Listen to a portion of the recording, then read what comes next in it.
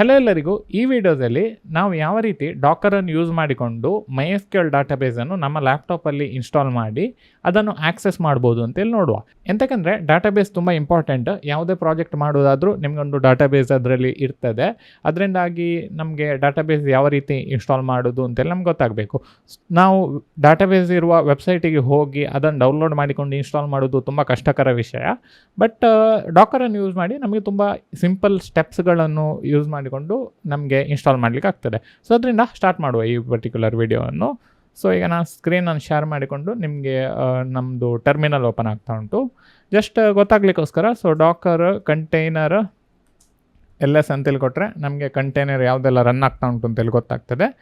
Next Dakar image LS ಅಂತೇಳಿ ಕೊಟ್ಟರೆ ನಮಗೆ ಯಾವುದೆಲ್ಲ ಇಮೇಜ್ ಆಲ್ರೆಡಿ ಇನ್ಸ್ಟಾಲ್ ಆಗಿ ಉಂಟು ಅಂತೇಳಿ ಗೊತ್ತಾಗ್ತದೆ ನಮ್ಮ ಡಾಕರಲ್ಲಿ. ಹೋಪ್ಫುಲಿ ನೀವು ಡಾಕರನ್ನು ಇನ್ಸ್ಟಾಲ್ ಮಾಡಿದ್ದೀರಿ ಅಂತೇಳಿ ಅಂದ್ಕೊಳ್ತೇನೆ ಫಸ್ಟ್ ವೀಡಿಯೋಸ್ಗಳನ್ನೆಲ್ಲ ನೋಡಿಕೊಂಡು ಈ ಪರ್ಟಿಕ್ಯುಲರ್ ಸೀರೀಸಲ್ಲಿ. ಬಟ್ ಇನ್ ಕೇಸ್ ನೀವು ಇನ್ಸ್ಟಾಲ್ ಮಾಡಿರೋದಿದ್ರೆ ಡೌನ್ಲೋಡ್ ಮಾಡಿ ಡಾಕರನ್ನು, ಇನ್ಸ್ಟಾಲ್ ಮಾಡಿ ಅದನ್ನು.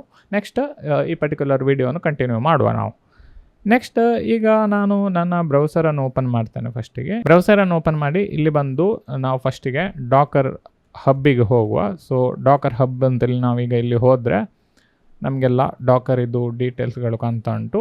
ಸೊ ಇಲ್ಲಿ ಸರ್ಚ್ ಅಂತೇಳಿ ಕೊಟ್ಟು ನಾನು MySQL ಅಂತೇಳಿ ಕೊಟ್ಟು ಬಿಡ್ತೇನೆ ಇದರಲ್ಲಿ. ಸೊ MySQL ಇದು ಅಫಿಷಿಯಲ್ ಡಾಕರ್ ಇಮೇಜ್ ಉಂಟು. ಸೊ ಅದನ್ನು ನಾನು ಕ್ಲಿಕ್ ಕೊಟ್ಟೆ. ಅದನ್ನು ಕ್ಲಿಕ್ ಕೊಟ್ಟ ತಕ್ಷಣ ಇಲ್ಲಿ ನಮಗೆ ಎಲ್ಲ ಡೀಟೇಲ್ಸ್ಗಳು ಕಾಣ್ತಾ ಉಂಟು, ಯಾವ ರೀತಿ ರನ್ ಮಾಡ್ಬೋದು ಅಂತೇಳಿ. So Dakar run dash name MySQL database ಇದು ಎಂಥ ನೇಮ್ ಕೊಡಬೇಕು ನಮಗೆ ಅದನ್ನು ಕೊಡ್ಬೋದು. ಮತ್ತು -e ಅಂತೇಳಿ ಕೊಟ್ಟು MySQL ರೂಟ್ ಪಾಸ್ವರ್ಡ್ ಅಂತೇಳಿ ಒಂದು ಕೊಡಬೇಕು ಎಕ್ಸ್ಟ್ರಾ ಅದರಲ್ಲಿ. ಸೊ ಎಷ್ಟು ಮಾಡಿಕೊಂಡು ನಾವು ಇಲ್ಲಿ ಪೋರ್ಟನ್ನು ಸಹ ಕೊಡಬೇಕಾಗ್ತದೆ. ಎಂತಕ್ಕಂದರೆ ನಮಗೆ ಪೋರ್ಟ್ ಬೇಕು, ಇಲ್ಲಾಂದರೆ ನಮಗೆ ಅದನ್ನು ಆ್ಯಕ್ಸೆಸ್ ಮಾಡಲಿಕ್ಕೆ ಆಗೋದಿಲ್ಲ. ಅದಕ್ಕಿಂತ ಮುಂಚೆ ಇನ್ನೊಂದು ಟ್ಯಾಬಿಗೆ ಬಂದು ನಾನು ಅಡ್ಮಿನರ್ ಅಂತೇಳಿ ಒಂದು ಟೂಲನ್ನು ನಿಮಗೆ ತೋರಿಸ್ತೇನೆ. ಸೊ ಇಲ್ಲಿ ಬಂದು ಡಾಕರ್ ಅಂತೇಳಿ ಕೊಟ್ಟು ಬಿಡ್ತೇನೆ ಇದರಲ್ಲಿ ಸಹ. ಸೊ ಅಡ್ಮಿನರ್ ಡಾಕರ್ ಅಂತೇಳಿ ಕೊಟ್ಟು ಇಲ್ಲಿ ಹೋದರೆ ಈ ಪರ್ಟಿಕ್ಯುಲರ್ ಟೂಲನ್ನು ಯಾವ ರೀತಿ ನಾವು ಇನ್ಸ್ಟಾಲ್ ಮಾಡ್ಬೋದು ಅಂತೇಳಿ ಸಹ ಅದು ಸಹ ತೋರಿಸ್ತಾ ಉಂಟು. ಸೊ ಅದರಿಂದ ಯಾವುದೇ ಡಾಕರ್ ಇದು ಕಂಟೈನರ್ಸ್ಗಳಿರಲಿ, ನಾವು ಇಲ್ಲಿ ಹೋದರೆ ನಮಗೆ ಯಾವ ರೀತಿ ಅದನ್ನು ಇನ್ಸ್ಟಾಲ್ ಮಾಡ್ಬೋದು ಅಂತೇಳಿ ಅದು ತೋರಿಸ್ತದೆ. ಸೊ ಈಗ ಎಂತ ಮಾಡುವ ಅಂತೇಳಿದರೆ ನಾವು ನಮ್ಮ ಡಾಕರ್ ಕಮಾಂಡ್ಸ್ಗಳನ್ನು ರನ್ ಮಾಡಲಿಕ್ಕೆ ಸ್ಟಾರ್ಟ್ ಮಾಡೋಣ. ಸೊ ಈಗ ಇಲ್ಲಿ ಬಂದು ನಾನು ಡಾಕರ್ ರನ್ -d ಅಂತೇಳಿ ಕೊಡ್ತೇನೆ, ಎಂತಕ್ಕಂದರೆ ಅದು ಡಿಟ್ಯಾಚ್ ಆಗಿ ರನ್ ಆಗಲಿ. ನೆಕ್ಸ್ಟ್ ಇದರಲ್ಲಿ ನಾನು ಇದಕ್ಕೆ ಡ್ಯಾಶ್ ನೇಮ್ ಅಂತೇಳಿ ಕೊಟ್ಟು ಬಿಡ್ತೇನೆ. ನೇಮ್ ನಾವು ಅಡ್ಮಿನರ್ ವೆಬ್ಸೈಟ್ ಅಂತೇಳಿ ಕೊಟ್ಟು ಬಿಡ್ತೇನೆ. ಎಂತಕ್ಕಂದರೆ ಇದು ನಮಗೆ ಮ್ಯಾನೇಜ್ ಮಾಡಲಿಕ್ಕೆ ಇರೋದು. ಬೇರೆ ಬೇರೆ ಆಪ್ಷನ್ಸ್ಗಳು ಅವೈಲೇಬಲ್ ಉಂಟು. PHP MyAdmin ಉಂಟು, ಮತ್ತು ಪೋಸ್ಟ್ಗ್ರೆಸ್ಸಿಗೆ ಸಹ PG ಇದು ಅದರದ್ದು ಕೆಲವು ಟೂಲ್ಸ್ಗಳೆಲ್ಲ ಉಂಟು ಇದು ಮಾಡಲಿಕ್ಕೆ, ವ್ಯೂ ಮಾಡಲಿಕ್ಕೆ. ಬಟ್ ಅಡ್ಮಿನರ್ ಅಂತೇಳಿ ಉಂಟು, ಒಂದು ಒಳ್ಳೆ ಟೂಲ್ ಇದು. ನೆಕ್ಸ್ಟ್ -p ಅಂತೇಳಿ ಕೊಟ್ಟು ಪೋರ್ಟನ್ನು ಕೊಟ್ಟು ಬಿಡೋಣ ಇದಕ್ಕೆ. ಸೊ 8080 ಪೋರ್ಟನ್ನು ನಾನು ಕೊಟ್ಟು ಬಿಡ್ತೇನೆ. ಹೋಪ್ಫುಲಿ ಎಂಥ ರನ್ ಆಗ್ತಿಲ್ಲ ಇದರಲ್ಲಿ. ಸೊ ಜಸ್ಟ್ ಒಂದು ಸರಿ ವೆರಿಫೈ ಮಾಡುವ ಇದು 8080 ಕರೆಕ್ಟ್ ಉಂಟು ಅಂತೇಳಿ. ಸೊ ಅದು ಸಹ 8080ಯಲ್ಲೇ ರನ್ ಆಗೋದು ಅವರದು ಬೈ ಡಿಫಾಲ್ಟ್ ಕಂಟೈನರ್ ಸಹ.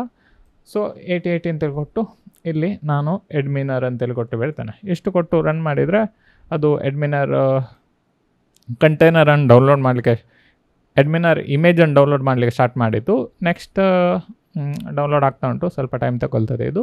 ಇದೊಂದು ಸಾರಿ ಡೌನ್ಲೋಡ್ ಆದ ನಂತರ ಡಿಟ್ಯಾಚ್ ಆಗಿ ರನ್ ಆಗ್ತದೆ. ಸೊ ರನ್ ಆಯಿತು ಕಾಣ್ತದೆ ಇದು. ಅದನ್ನು ವೆರಿಫೈ ಮಾಡಲಿಕ್ಕೋಸ್ಕರ ಡಾಕರ್ ಕಂಟೈನರ್ LS ಅಂತೇಳಿ ಕೊಡೋದು. ಸೊ ಅಡ್ಮಿನರ್ ಕಂಟೈನರ್ ರನ್ ಆಗ್ತಾ ಉಂಟು. ಅದನ್ನು ನಮಗೆ ಆ್ಯಕ್ಸೆಸ್ ಮಾಡಬೇಕಿದ್ರೆ ನಾವಿಲ್ಲಿ ಬಂದು ಲೋಕಲ್ ಹೋಸ್ಟ್ 8080ಗೆ ಹೋದರೆ ನಮಗೆ ಅಡ್ಮಿನರ್ ಡಾಟಾಬೇಸ್ ರನ್ ಆಗಲಿಕ್ಕೆ ಸ್ಟಾರ್ಟ್ ಆಯಿತು. ನೆಕ್ಸ್ಟ್ ಎಂತ ಮಾಡಬೇಕಾದದ್ದು ಅಂತೇಳಿದರೆ ನಾವು ನಮ್ಮ MySQL ಕಂಟೈನರನ್ನು ಕ್ರಿಯೇಟ್ ಮಾಡುವ. ಸೊ ಇದು ಸಹ ತುಂಬ ಸುಲಭದಲ್ಲಿ ಕ್ರಿಯೇಟ್ ಮಾಡಲಿಕ್ಕೆ ಆಗ್ತದೆ ನಮಗೆ, ಅಷ್ಟಂತ ಕಾಂಪ್ಲಿಕೇಟೆಡ್ ಅಲ್ಲ.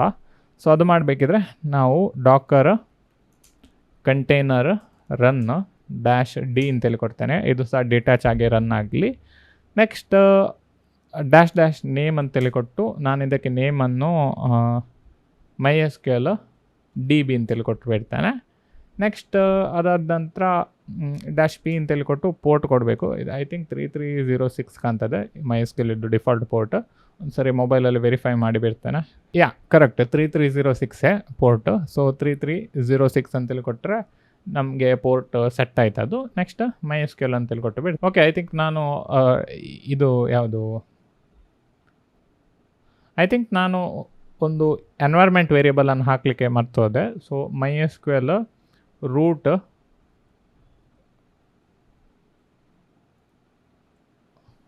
ಅಂಡರ್ಸ್ಕೋರ್ ಪಾಸ್ವರ್ಡ್ ಅಂತೇಳಿ ಒಂದು ಎನ್ವೈರನ್ಮೆಂಟ್ ವೇರಿಯಬಲ್ ಅನ್ನು ಸೆಟ್ ಮಾಡಬೇಕು. ಅದು ಅವ್ರು ಇಲ್ಲಿ ಮೆನ್ಷನ್ ಮಾಡಿದ್ದಾರೆ ನೋಡಿ. ಸೊ ಇದನ್ನು ನಾನು ಸೆಟ್ ಮಾಡಿ ಬಿಡ್ತೇನೆ. ಸೊ ಇದನ್ನು ನಾನು ಈಕ್ವಲ್ ಟು ಅಂತೇಳಿ ಹಾಕಿ ರೂಟ್ ಅಂತೇಳಿ ಹಾಕಿಬಿಡ್ತೇನೆ. ಸೊ ದ್ಯಾಟ್ ಅದು ಕ್ರಿಯೇಟ್ ಆಗಲಿ ಅಂತ. ಸೊ ಹೋಪ್ಫುಲಿ ಕ್ರಿಯೇಟ್ ಆಯ್ತು. ಈಗ ಡಾಕರ್ ಕಂಟೈನರ್ LS ಅಂತೇಳಿ ಕೊಟ್ಟರೆ MySQL ಕಂಟೈನರ್ ಸಹ ರನ್ ಆಗ್ತಾ ಉಂಟು.